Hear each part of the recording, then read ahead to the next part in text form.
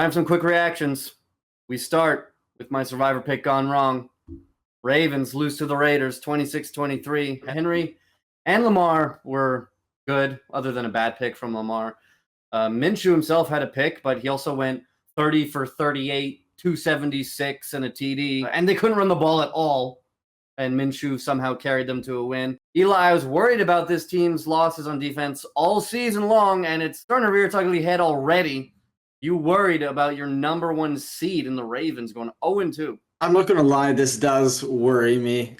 To lose to a team as dysfunctional as the Raiders, they have pretty low expectations coming into the season.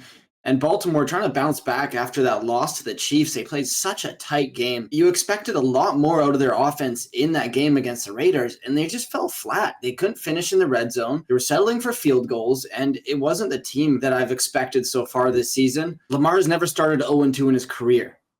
That does scare me. They have the talent to get back into this. I still believe they can finish as a number one seed, but a much steeper climb. They lost on a kind of a bullshit pass interference call that gave them a fresh set of downs, and they were able to score a touchdown.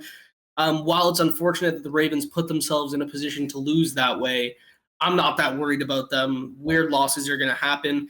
Take, for instance, the Cowboys. No, I'm just fucking kidding. But I'm not that worried about the Ravens. It's a weird loss, but whatever.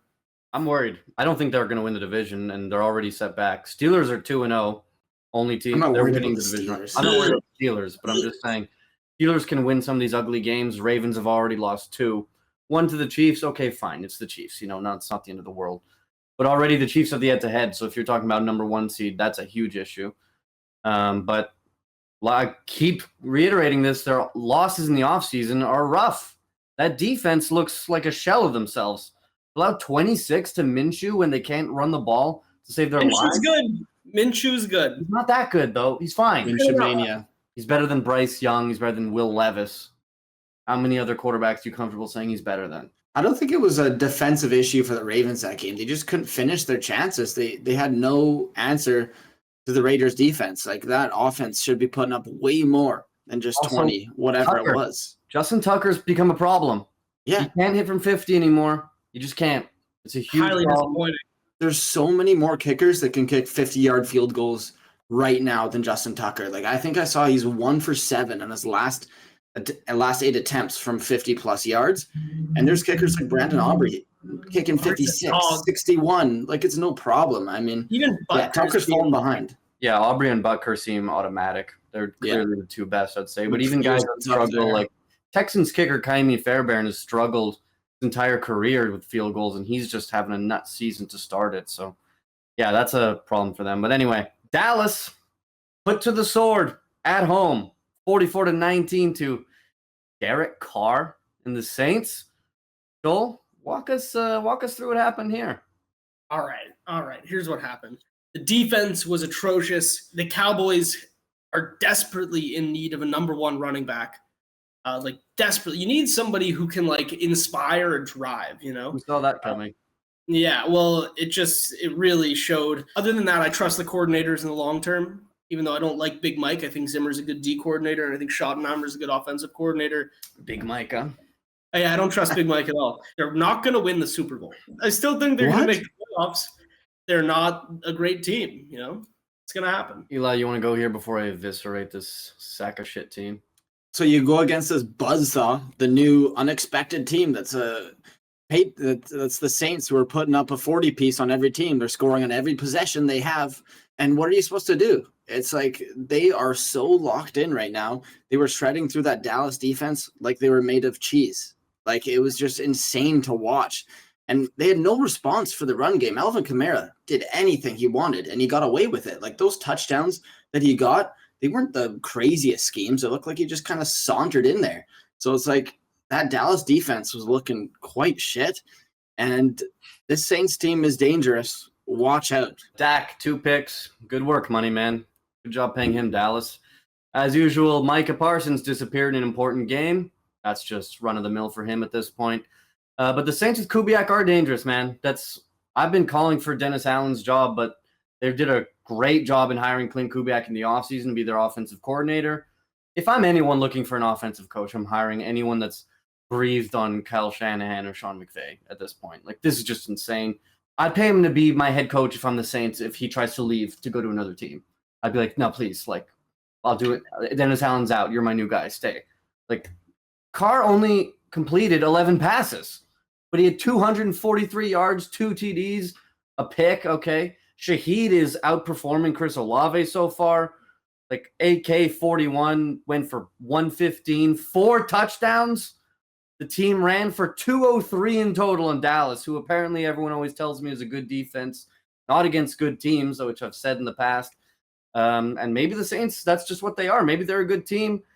The old man defense with an average age of 32 years old, they look reinvigorated. Turpin, 3 different times I saw him get leveled. Dak was under fire all day. Granderson is looking worth the money suddenly on that D-line. Lamb at the end of the game got absolutely obliterated. This team is a total handful, and Eagles, have fun with that next week, because these guys are an absolute buzzsaw right now. I don't know who's going to get – like, how do you slow these guys down? Suddenly all this motion and all this shit they're spitting out, it looks unreal.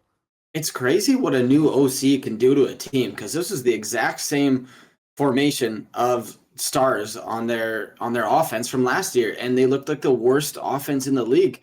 One new OC, and it's totally different. They're scoring 40 points per game. Like, it's a whole new offense. It's fun to watch. They look like the best team in the league. It's like, what? Right? Forrest looked like shit for years. You know, he had like 2 good years to start his career, and he's been horrible ever since. And now all of a sudden, he's the best in the league again. Or not again. Sorry, but Yeah, but now he looks good. And coming into this season, one of the weaknesses everyone was thinking for the Saints was their O-line, and now everyone's talking about how tough they are. It's like, well, no, that's not true. They're just playing like way above their level suddenly. They have a very creative offense. And also what I took away from that is Mike Zimmer, D coordinator of Dallas, he was with the Vikings and their head coach for a long time, obviously. He gave the Saints with Drew Brees trouble many a time. And Drew Brees even came out and said, man, I knew I had a handful whenever I had to face a Mike Zimmer defense. He said the amount of like energy that it was going to cost my brain playing against that guy, he knew it was going to be tough. And they just ran through him. So, yeah, that was interesting. Dallas, not impressed. NFC South, that division is looking pretty competitive now. You got the Bucs, the Saints, and the Falcons right there. Panthers are shit, but those top 3 teams, that's going to be a good race for the playoffs there. Speaking of the Falcons and staying with the NFC least, Eagles completely blow it against the Falcons to lose 22-21. Who to blame? Saquon for dropping the game-sealing first down. Defense, who let Kirk Cousins torch them on the final drive in prime time, which he's been historically bad at doing. Hurts for throwing a pick at the end of the game with 27 seconds left and a timeout. Easily could have gotten field goal range there and kicked a walk-off winner. So that was inexplicably bad. Or the head coach, Nick Sirianni, who seemingly decides when to go for it on 4th down and when not to go for it on 4th down by flipping a coin. I have no idea what he's doing. It's not analytics. It seems like he's just going everything completely by feel. That was an abysmal loss by the Eagles. I think this division, I said this just before the season started because I didn't like what I was hearing about Sirianni's relationship with Hurts. I put the Eagles as the 4th seed below the Falcons, feeling great about that. And this division, the NFC East, I think is washed again. I don't think anyone is serious. Dallas, obviously, we just talked about, don't believe in. Eagles, I'm not buying it. That defense is still bad, and I'm pretty sure they've lost 7 out of their last 9 games going back to last season. So, I'm not buying this. It's an all-around failure. That defense was not pressuring Kirk enough. Like, I heard the announcers talk about it the whole game.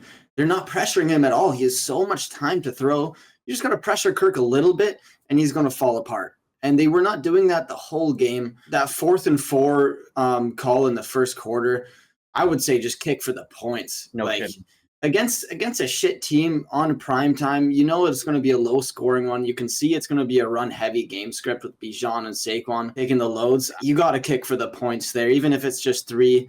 It's a safer move, and it came back to bite them in the ass afterward. I think all-around failure on the Eagles' part. The one thing I did like, though, was Jalen Hurts was running the ball again. He was looking confident, moving out of that pocket. He made that beautiful play in the 4th quarter, I think. It was like a 4th and 9 or something. to pick up some clutch yards before that Saquon miss there. He was perfect. Like, that was a clutch play by him. It's good to see he's kind of feeling better now. That's the only positive I can take away if you're an Eagles fan. Yeah, for me, it's just like funny, you know. First, they don't take the points early in the game, and then at the end of the game, they choose to throw to Saquon, and it was like fair enough. Like, he should have caught that, probably would have gotten the first down, but they could have just ran the ball twice. You know, 2 downs to get 4 yards. Like, what the fuck? And then after the game, Sirianni was asked about it, and he snapped. He's like, Kellen Moore's decision. He's like, well, don't try to start anything, which is hilarious to me because, like, look how defensive he is already. But he's on the hot seat. I said it before the season. He is gone before the year ends. Yeah, honestly, not a horrible take. They're 1-1. I think, they're 1-1. It's not time to, completely panic. I think he'll finish the season and they'll probably move on, likely. But I agree with run the ball twice in that scenario. Yeah, I didn't get that either. I was like, Saquon's running well. Your O-line is still best thing on your offense. Hurts was running well too. Yeah. A read option would be nice there. Anything. Inexplicable. And then, I don't like that it's Kellen Moore's decision throwing him under the bus. You're the head coach, man. Like, you can overrule him. Don't do that. So that's ridiculous to me. And especially when the offense looked so bad last year, you're going to start blaming a new coordinator. Like, stop it. So bad looks from the division. Really bad looks from the Eagles. You also got to give Kirk his flowers there. Like, that first week, he could barely move. He looked still hurt from his injury. And then this week, he looked kind of like a different quarterback, like his old self a bit. He was getting more confident as the game went on. He was moving out of the pocket. Like, he's taking some steps there. So concerns for Atlanta are kind of fading in that regard. The game-winning drive was definitely impressive. Yeah. The reason why I didn't panic about Kirk in week 1 was they're against Pittsburgh. Pittsburgh always going to have a good defense. It's just the way it is. TJ Watt's a Hall of Famer. He's blowing up the game. The Eagles' defense is bad. They're bad defense. They put a lot into their secondary, which I was high on coming to the season, but it takes time for corners to adjust and make a real difference. So that's more like a next year thing for them to really step it up. They don't have it. I don't know what it is there. That they made it look so easy on Kirk in that final drive. It wasn't like he just let him down the field. It was free. Mooney was just doing everything. Carved him up. Yeah. So really, that Eagles defense going back from last year, terrible. All right. Chiefs escape the Bengals at home, 26-25. Mahomes, one of his worst games ever. 2 picks, could have easily been 3, 151 yards passing. Eli, your reaction to the Chiefs surviving the Bengals? Why do the Chiefs always have to find a way to win these games they're not supposed to? Like, come on. That PI on that very last drive, that was just a killer. You just when you think Burrow is going to Arrowhead and going to beat Mahomes again, there's a penalty, and it was a valid penalty. It was passer interference, but it just always seems to go Mahomes' way. I guess he creates his own luck or whatever, but it's the Chiefs. Like, you can't expect anything else at this point, but for them to always win these close games where they seem out of it, but somehow they always pull back the win. It's the classic case. I totally agree. The Chiefs are so good at just like seizing the smallest opportunity and making the most out of it, and it's infuriating because my team will never do that. But I'm not worried about the Bengals. They were destined to start 0-2, and as I said earlier, I do predict they'll bounce back this week against the Commies. Yeah, Chiefs are the new Patriots. Totally blessed. Yeah. Have no business winning some of these games. The last 2 games, they were just completely blessed. This Bengals one was even worse. It was PI in the end. It was, but it's like a corner that shouldn't be in the game, but he is in the game because of injuries, and he just gets there too early. 4th and 16, doesn't have to do it. Like, kills me. I do think they'll meet again. Bengals are capable of beating the Chiefs. This is the only true rivalry for the Chiefs in the NFL so far, unless we see the Texans go head-to-head and make it something. But so far, it's clearly them. But I think it's clear that the Bengals have everything they need to beat these guys. For some reason, their average defense always plays well against the Chiefs and the Bills. Lou Anarumo, their defensive coordinator, comes up with a great plan. T. Higgins is going to be back, whereas the Chiefs were basically fully healthy this game. I know Pacheco got hurt late, but he had 90 yards on the ground before he got hurt. So Higgins will come back. Yossi Vash caught 2 TDs. Gesicki had a great game, but yeah, I think Bengals definitely capable of winning this. What I don't want to see from Joe Burrow, though, he keeps getting the ball last 2 times these teams have met. In the fourth quarter, chance to seal the game, and he gives the ball back. You have to seal it. But that Jamar Chase fucking flip out really cost them big time there, though. That was the reason they had to kick a field goal. So there is a reason in this one that I could excuse that. But there's no confirming that they would have gotten it and the first down anyway. It was not like obviously short. The Burrow fumble was a killer. One thing watching that game I don't like from Joe Burrow is when the Chiefs blitz, he always did the same thing, it seemed like, where he would just try to find a gap and run up the middle, and he would just get sacked or gain 2 yards, and it was just over. But it's like, bro, he gets him sketched out. Recognize the blitz. Find out where you need to throw. Commentators will say this all the time. Find where the blitz is and throw behind it because that's where the gap is. Burrow's got to do a better job at that because the Chiefs are looking at this like, well, every time we blitz, it's working. So that's obviously going to be – other teams are going to look at that. You need to get that fixed. Like Joel said, I'm not worried about the Bengals either. 0-2, this is what they do. Schedule going forward, Commanders, Panthers. Now you're 2-2 already. Then they have Ravens, Giants, Browns. At worst, I think they're 4-3. And then you're cooking, Then you just got to build off that. So you got Joe Burrow's MVP, so you better hope they start clutching up here. Yeah. One thing. Can't lose any shitty games. I'm sticking with that. One thing, remember, that last year when he went 0-3 or 1-3, whatever it was after his calf injury, came back and looked like the best QB in football. People were literally talking about, is this guy going to continue this and win MVP? So not worried about that at all. They should be. They lost to the Patriots in week 1, so these shit teams aren't a guarantee. Like, they could lose to the Giants, and it could fuck everything up, No, I think the Giants is a freebie. I worry more in division, like Browns, Steelers, things like that. That's where they struggle. That's where Burrow struggles a lot as well. Okay. Next, Niners upset by the Vikings, 23-17. Sam Darnold looking good. 268, 2 TDs.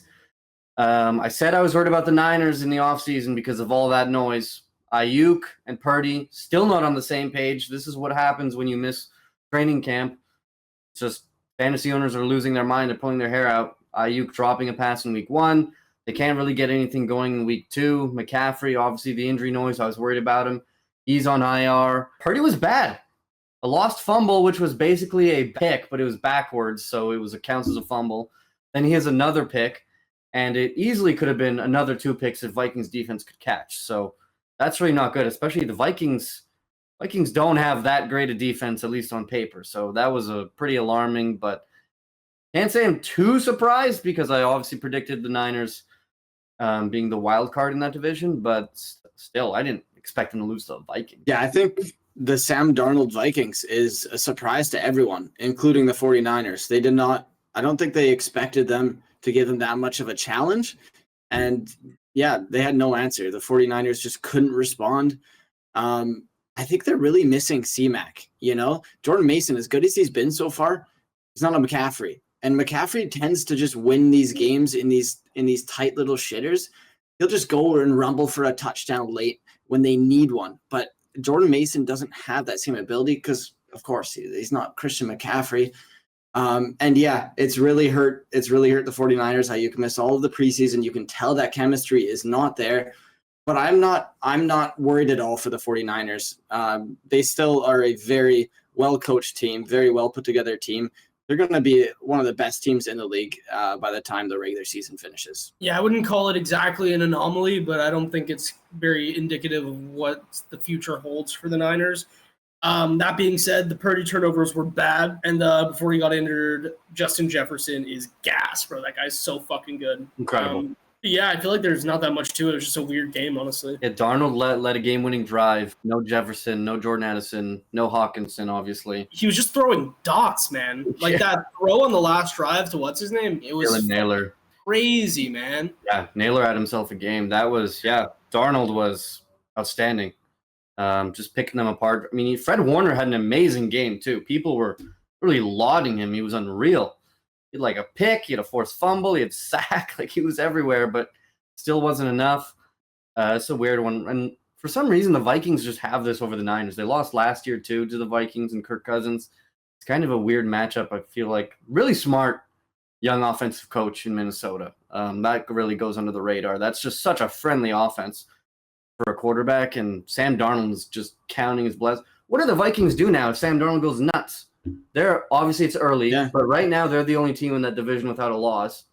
What if they play well? What if they're a wild card team? What do you do with McCarthy waiting in the wings? I think it's good. I think, it's like a Drew Bledsoe, Tom Brady type of situation, right? You let him learn off of the legend that's Sam Darnold. Right. Not the same, but like in that same way, right? Like learn off of the legend. Let him. Don't try to rush him into the league. We see how that happens with all the young superstar QBs.